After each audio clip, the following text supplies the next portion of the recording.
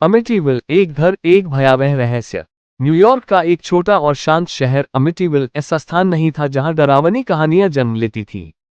यहाँ के परिवार शांति से जीवन व्यतीत करते थे, पड़ोसी एक दूसरे को मुस्कुराकर अभिवादन करते थे।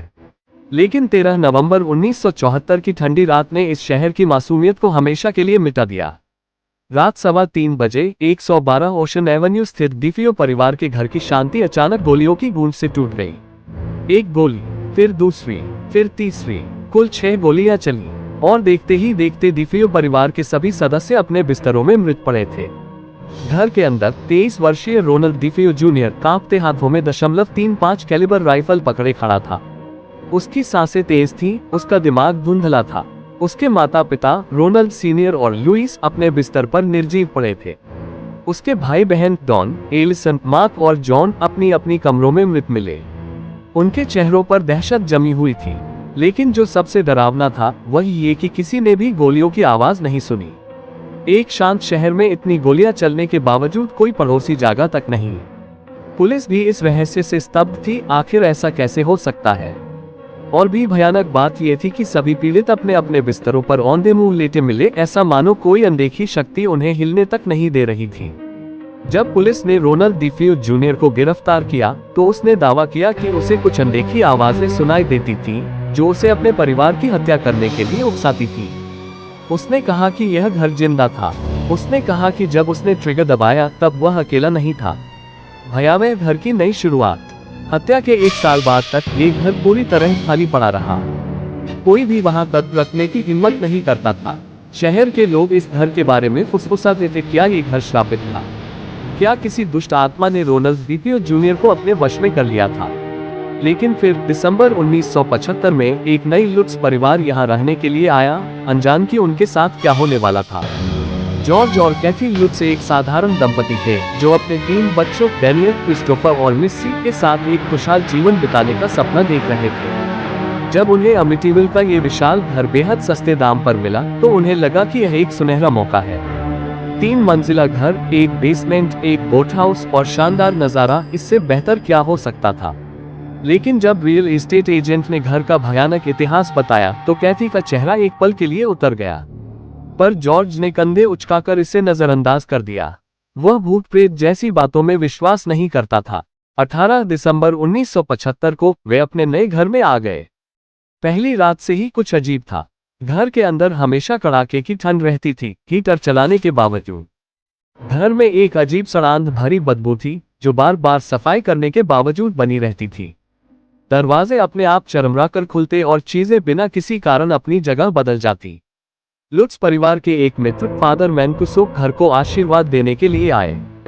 जैसे ही उन्होंने एक कमरे में पवित्र जल छिड़का, एक अदृश्य शक्ति ने उनका गला जकड़ लिया। एक गहरी डरावनी आवाज गूंजी, चले जाओ। फादर मैनकुसो बुरी तरह डर गए और भाग खड़े हुए। उन्होंने लुट्स परिवार को चेतावनी दी, उस कमरे में कभी मत सोना। मिस्सी और उसका अनदेखा दोस्त।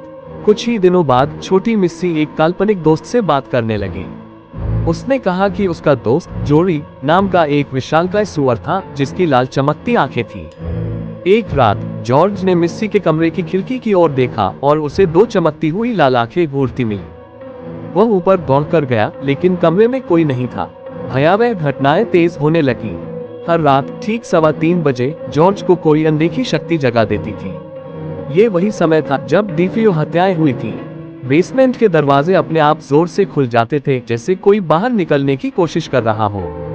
दीवारों से हरी चिपचिपी कीचड़ जैसी चीज टपकने लगी। टॉयलेट्स में काला दुर्गंध भरा पानी भर गया। सैकड़ों मक्खियां जो ठंड के मौसम में नहीं होनी चाहिए थी, अचानक पूरे घर में भिनभिनाने लगी। कैथी को डरावने सपने आने लगे और वह सुबह उठती तो उसके शरीर पर गहरे नाखूनों के निशान होते। एक रात जॉर्ज ने देखा कि कैथी हवा में तैर रही थी, जैसे कोई अदृश्य शक्ति उसे पकड़कर घुमा रही हो। अंतिम रात का आतंक। 28 दिनों तक लुट्स परिवार ने इस भयावहता को झेला, लेकिन आखिरी रात उन्होंने वह देखा जो उन्हें हमेशा के लिए वहां से भागने पर मजबूर कर देगा। दरवाजे अपने आप जोर से पटकने लगे। दीवारें चीखने जैसी आवाज करने लगी, जैसे पूरा घर जिंदा हो। कैथी के बाल जबरदस्ती जड़ से उखाड़े गए। जॉर्ज को एक अदृश्य शक्ति ने जमीन पर पटक दिया। जब उन्होंने भागने की कोशिश की, मुख्य दरवाजा बंद हो गया। कोई नहीं चाहता था कि वे वहां से जाए। घबराकर जॉर्ज ने खिड़की तोड़ी, अपने परिवार को बाहर निकाला और अमिटीविल छोड़कर हमेशा के लिए चले गए। वे अपना सारा सामान, कपड़े, फर्नीचर सब कुछ छोड़ गए। उन्होंने फिर कभी उस घर में कदम नहीं रखा। क्या सच में कुछ था वहां? बाद में जांचकर्ताओं को लुट्स परिवार की घटनाओं का कोई तार्किक प्रमाण नहीं मिला। प्रसिद्ध भूत शोधकर्ता एड और लोरेन वॉरेन जब वहां गए तो उन्होंने कहा कि यह सबसे भूतिया स्थानों में से एक था। उन्होंने एक भूतिया बच्चे की तस्वीर खींची जिसकी चमकती आंखें अंधेरे में घूर रही थीं। कुछ नए मालिकों ने दावा किया कि उन्होंने कुछ अजीब महसूस नहीं किया, लेकिन कई लोग इस पर बात करने से भी डरते हैं। क्या ये सब एक छलावा था या वाकई वहां कुछ भयावह छुपा हुआ है? आज भी 112 ओशन एवेन्यू का घर खड़ा है और कहते हैं, अगर तुम रात 3:15 बजे ध्यान से सुनो तो कोई अब भी फुसफुसाता है।